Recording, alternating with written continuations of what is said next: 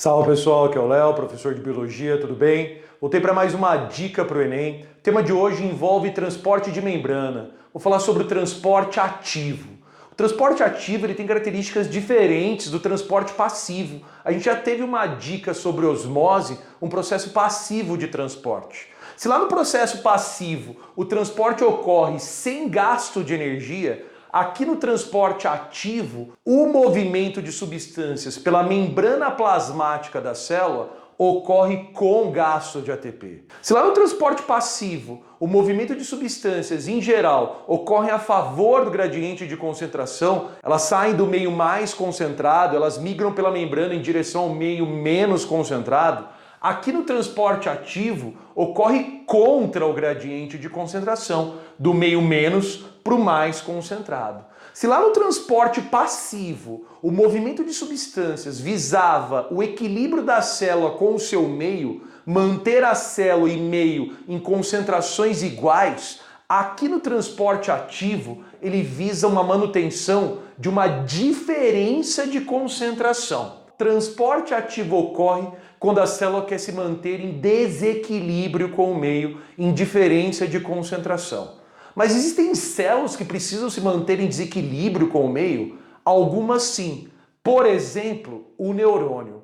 O neurônio, para poder transmitir um impulso nervoso, ele precisa se manter em desequilíbrio com o meio. O neurônio ele parece um fio, mas não só parece, como funciona. Para ele transmitir um impulso nervoso ao longo dele, é necessário que ele mantenha uma DDP com o meio no qual ele se encontra. Não é uma DDP elétrica como o fio de eletricidade, esse que transmite energia para as nossas casas, mas é uma DDP iônica.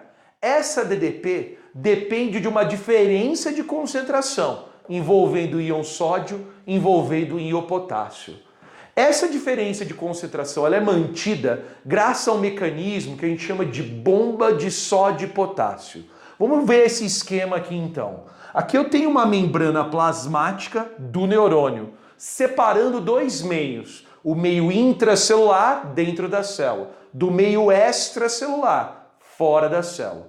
Quando a gente olha a concentração de sódio, essa é muito maior fora da célula e menor dentro. Já o potássio é o contrário, ele tem concentração maior dentro, concentração menor fora.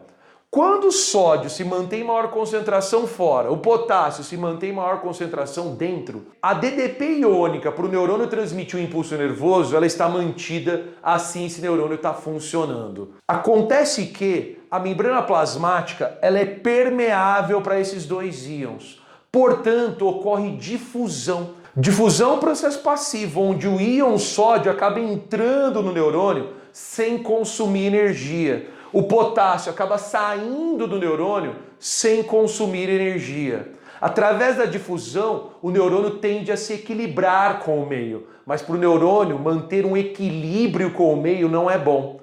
Esse processo de difusão ocorre quando o impulso nervoso está passando por essa região da membrana plasmática do neurônio. Mas o neurônio precisa rapidamente voltar a ter diferença de concentração com o meio. Para isso, essa proteína que está no meio da membrana plasmática, ela precisa trabalhar.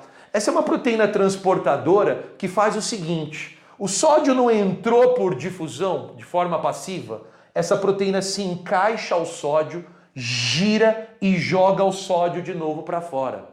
O potássio não saiu por difusão numa tentativa de manter equilíbrio com o meio. Essa proteína não deixa. Ela pega o potássio que saiu por difusão, se encaixa ao potássio, gira e joga o potássio de novo para dentro. Então essa proteína trabalha para manter diferença de concentração. Ela fica girando aqui na membrana e garantindo que os meios extra e intracelular se mantenham em desequilíbrio, tanto de sódio como de potássio. Isso permite que o neurônio transmita o impulso nervoso. E para essa proteína trabalhar, ficar girando aqui na membrana, consome-se ATP. Muito bem, pessoal. Esse é o básico da bomba de sódio e potássio e o transporte ativo que ocorre na membrana. Espero que você tenha curtido o vídeo. Não esqueça de curtir e compartilhar essa informação com mais pessoas. Vai ter uma lista sobre transporte ativo na descrição do vídeo no YouTube. A gente se encontra então na próxima dica. Valeu!